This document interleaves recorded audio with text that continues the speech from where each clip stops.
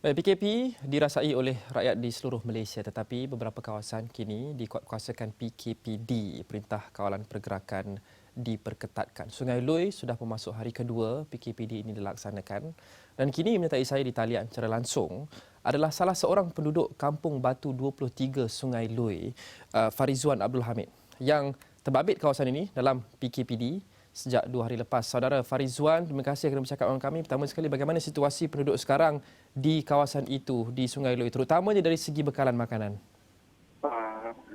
Dari segi situasi kat sini macam PKP pada hari pertama juga. Kalau tengok pun kalau segi bekalan makanan malam tadi pun dia dah start buat agihan daripada petang. Dalam pukul 6 tu macam tu dia dah start buat agihan bermula daripada Batu 21 dan akhir sekali di kami di Batu 24 dan Batu 23 ni dalam pukul 12.30 macam tu lah. Jadi kerajaan dan pihak berkuasa memberikan bahan-bahan keperluan seperti beras dan sebagainya kepada setiap rumah. Bagaimana pemberian itu dilakukan? Adakah mereka mengira saiz isi rumah berapa orang ada dalam setiap keluarga dan sebagainya? Dari segi agihan untuk yang kali pertama ni macam yang diberitahu semalam, untuk satu rumah dia tak kira itu isi rumah, dia kira untuk satu rumah satu unit agihan. Walaupun kalau dalam satu kampung dalam satu rumah tu dia ada 3 keluarga sekalipun tinggal, dia akan dapat untuk satu bahagian juga. Kalau satu rumah tu tinggal 1 orang ataupun 2 orang ni dia akan dapat satu bahagian sama macam yang 3 keluarga satu rumah tadi tu. Apa yang ada dalam bahagian agihan tu Farizwan dan berapa banyak kuantiti dia?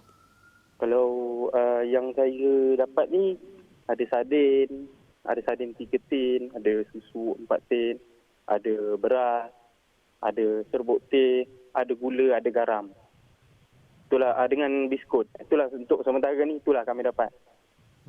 Apa lagi jenis keperluan yang penduduk di Sungai Lui itu mungkin tak cukup lagi? Contohnya mungkin susu anak dan sebagainya. Ada sebarang kekurangan dari segi bekalan? Kalau daripada kekurangan tu sebenarnya kalau boleh ditambah baikkan kami nak minta bantuan macam contohnya keperluan asam macam telur, ada juga macam orang kampung pun cakap dah kehabisan gas untuk memasak. Susu anak terutamanya ada juga lampin pakai buang pun ada yang dah kekurangan dia punya stok kan. Jadi itu antara barang-barang penting lah, bawang. Itulah barang-barang asas yang banyak dikatakan sekarang ni lah yang sangat diperlukan. Walaupun PKPD ini sangat tegas, sepatutnya memang tegas dan penduduk tidak boleh keluar rumah Farizwan, tetapi adakah mungkin Farizwan sempat bersembang dengan anggota polis ataupun anggota tentera di sana untuk memberikan sedikit pengecualian sekiranya kes yang begitu kritikal, sebagai contoh susu anak sudah habis dan sebagainya? Adakah itu satu perkara yang mereka cuba untuk penuhi buat penduduk di sana? Buat masa ni untuk berbincang ataupun berdepan bersemuka dengan pihak keselamatan yang ada di kawasan kampung kami tu memang tak ada lagi lah. Dan pasal kawalan pergerakan ni pun orang kampung pun memang diminta untuk tidak keluar daripada kawasan rumah. Jadi memang kita tak ada jumpa lagi dia orang. Tapi kalau boleh daripada pihak keselamatan boleh boleh toleransi dari segi kelonggaran sikit untuk dapatkan susu tu kan. Sebab tu kiranya barang keperluan asas yang penting jugalah. Harap sangatlah yang itu kalau boleh bagi budi bicara. Apa perancangan Farizwan, penduduk dan juga Farizwan sendiri kalau ada anak kecil, susu habis ataupun mungkin ubat-ubatan yang penting untuk orang tua dan sebagainya, jika kehabisan bekalan benda-benda sebegitu, ada sebarang backup plan? Kalau susu anak, backup lain tak ada lah kot. Memang kita macam yang ni lah, ada yang dah tak menyusu lagi kan. Jam mengharap pada susu tepung tu, kalau habis tu buat masa ni memang tak ada apa-apa backup plan lah. Alternatif lain memang tak ada lah. Akhir sekali Farizwan, bagaimana pula dengan aspek mental? Kerana fizikal sudah terkurung buat ketika ini, bagaimana pula dengan mental? Adakah penduduk terasa tertekan ataupun adakah mereka memahami, ada yang merasakan stres dan sebagainya? Bagaimana keadaan di sana? Alhamdulillah, kalau kakak saya yang tinggal di Batu 23 ni tengok mental, kita ada berhubung melalui aplikasi WhatsApp semua kan. Jadi kita tengok pun dia punya mental pun saya rasa insyaAllah terkawal lagi lah.